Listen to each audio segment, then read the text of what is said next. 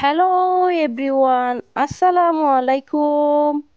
Welcome back to my channel. আশা করি সবাই ভালো আছেন। আমিও আল্লাহর অশেষ রহমতে আলহামদুলিল্লাহ খুব ভালো আছি। আর এই তো আবারও চলে আসলাম আপনাদের মাঝে আরও একটি নতুন ভিডিও নিয়ে।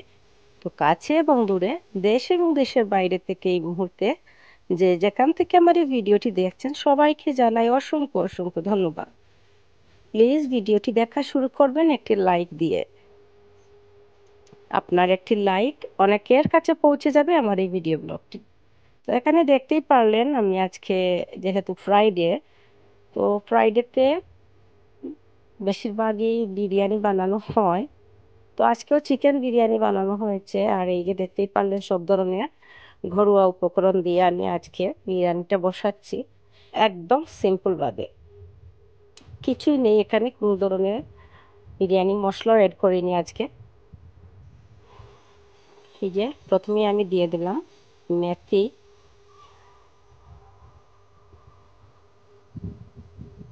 তারপরে আস্ত জিরে, তারপরে এই যে গোলমরিচ, দারুচিনি, এলাচ, তেজপাতা এগুলি দিয়ে দিলাম, মানে গোটা গরম মশলা সব কিছু।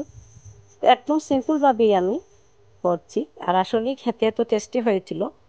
দুপুরে এটা আমরা খেয়েছিলাম আর এত এত ভালো লেগেছিল। আমরা বিরিয়ানির মশলা দিয়ে যে খাই তখন এভাবে স্বাদ আসে না, আজকে যেভাবে এটা স্বাদ এসেছিল বিশেষ করে খুবই ভালো লেগেছিল। আমি নিজেও ভাবতে পারিনি আজকে বিরিয়ানিটা এত এত ভালো হবে। যাই হোক, এখানে রসুন বাটা আর পেঁয়াজ কুচি দিয়ে দিলাম আমি। আজকে কিন্তু ঘরে আদা ছিল না, আদা বাটাও ছিল না ফ্রিজে, দেখলাম মনে নেই আমার। আমি ভাবছিলাম মনে হয় আদা বাটা আছে। তো যাই হোক, তারপরে অনেক টেস্টি হয়েছে। তো এখানে আমি 1 চামচের মতো দিয়ে দিয়েছি মরিচের গুঁড়া। তারপর এখানে 1 চামচ জিরা গুঁড়া, একদম অল্প, এই যে একদম অল্প হলুদ,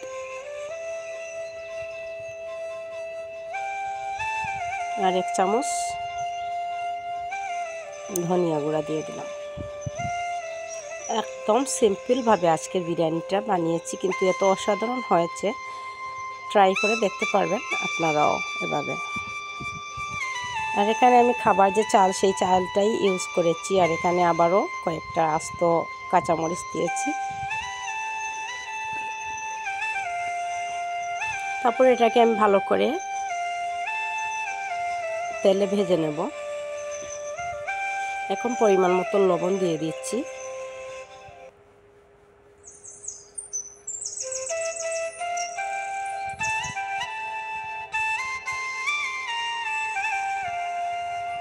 তারপর চালটাকে ভালো করে ভাজা হয়ে গেছে।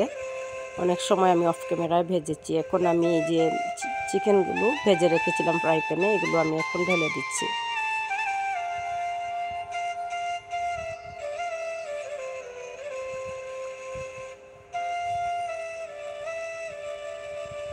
একদম অল্প উপকরণ দিয়েই আজকে বিরিয়ানিটা বানিয়েছি, কিন্তু দারুণ হয়েছিল। আপনারা ট্রাই করে দেখতে পারেন সেম টু। তো যাই হোক, এখনও পর্যন্ত যারা আমার এই ভিডিও ব্লগটি দেখছেন সবাইকে আবারও অসংখ্য অসংখ্য ধন্যবাদ। এখানে আমি 1 পিস সাতকড়ার আচার ভেঙে দিচ্ছি। আর এই সাতকড়ার আচার দেওয়ার কারণে আসলে ফ্লেভারটা এত ভালো এসেছিল, খেতেও এত ভালো লেগেছিল।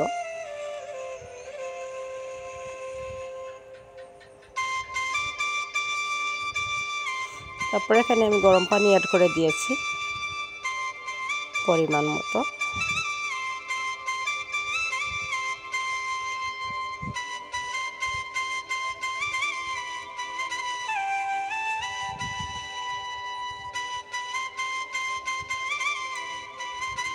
সামান্য টেস্টিং সল্ট দিলাম। আর এখানে আমি সামান্য একটু গোলাপ জল দিয়ে দিচ্ছি। একদম ঘরোয়া উপকরণ, মানে সাধারণ যেগুলো ঘরের হাতের কাছেই ছিল সেগুলো দিয়েই রান্না করেছি। আর এটা আমার গাছের পোলাও পাতা দিয়ে দিলাম। পোলাও পাতা দিলে তো সবাই জানেন ফ্লেভারটা একটু ভালো হয়। তো যাই হোক, এখন আমি ঢাকনা দিয়ে দিয়েছি। আর আবারও একটু ঢাকনাটা খুলে অল্প মিক্স মশলা দিয়ে দিলাম এটার মধ্যে। তারপর নাড়াচাড়া করে আবারও ঢাকনা দিয়ে ঢেকে রাখবো একদম অল্প আগুনে।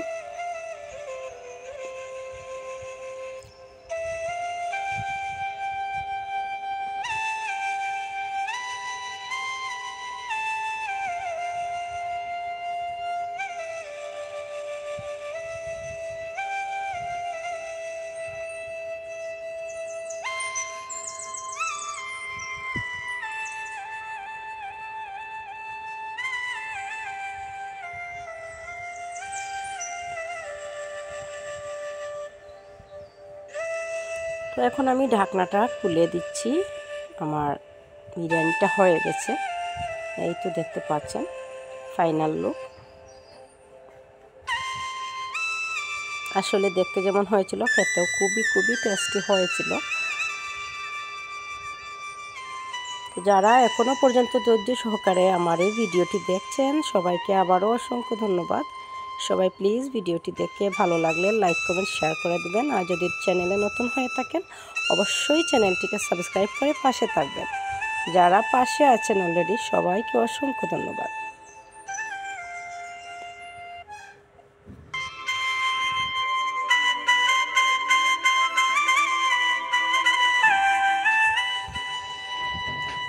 তো অবশ্যই সবাই বলবেন কেমন হয়েছিল আমার এই বিরিয়ানি রান্নাটা। আর তার সাথে আমি অল্প অফ ক্যামেরায় সামান্য একটা আলু আর অল্প মাংস মানে চিকেন দিয়েই আমি ঝুল করে নিয়েছি এটার সাথে খাওয়ার জন্য। তো পরিবেশনটা আর খাওয়ার ভিডিওটা আপনাদের সাথে শেয়ার করিনি। যাই হোক, সবাই ভালো থাকবেন, সুস্থ থাকবেন এবং সবসময় সবাই নিরাপদে থাকবেন। আজকে পর্যন্তই, নেক্সট ভিডিওতে আবারও দেখা হবে ইনশাআল্লাহ। সবাই ভালো থাকবেন, সুস্থ থাকবেন এবং দিয়া আলম ব্লগের সাথেই থাকবেন। খুদা হাফেজ।